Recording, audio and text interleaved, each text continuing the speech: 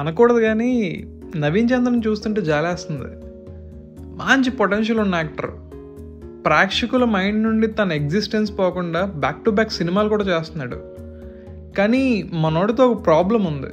నిజానికి ఈ సమస్య కేవలం నవీన్తోనే కాదు, చాలామంది న్యూ ఏజ్ డైరెక్టర్స్ అండ్ ప్రొడ్యూసర్స్తో ఉంది.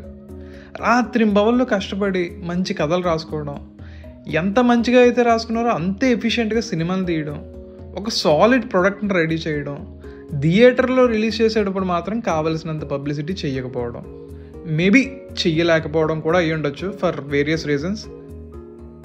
దీనివల్ల ఏదో ఒక ఓటీటీ యాప్ ఓపెన్ చేసి ర్యాండమ్గా స్క్రోల్ చేస్తున్నప్పుడు తప్ప ఈ సినిమా గురించి జనాలకి తెలియకపోవడం, ఇదే జరుగుతుంది నాకు తెలిసినంత వరకు.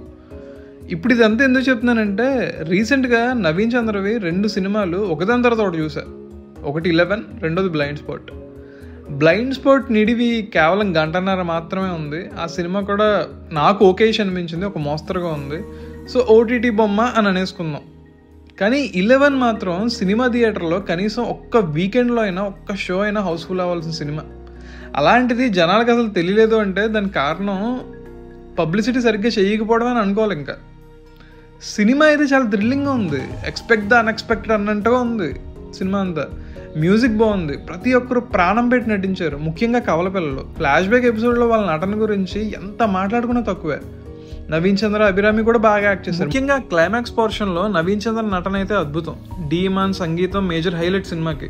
దర్శకుడు లోకేష్ రాసుకున్న కథ చూస్తున్న వాళ్ళని ఎటువంటి డీవియేషన్ పెట్టుకోనికుండా 2 గంటలు కూర్చోబెట్టేస్తుంది డెఫినెట్గా. ఈ సినిమాకి రావాల్సిన గుర్తింపు మాత్రం రాలేదు. ఇది తమిళ్ అండ్ తెలుగు భాషలో ఒకేసారి రిలీజ్ అయింది, ప్రైమ్లో ఉంది. Crime and investigation thriller. చూడండి, డిసప్పాయింట్ అయ్యే ఛాన్స్ అయితే లేదు. నాకైతే నచ్చింది, మీకు నచ్చుతుందని అనుకుంటున్నాను. Thank you.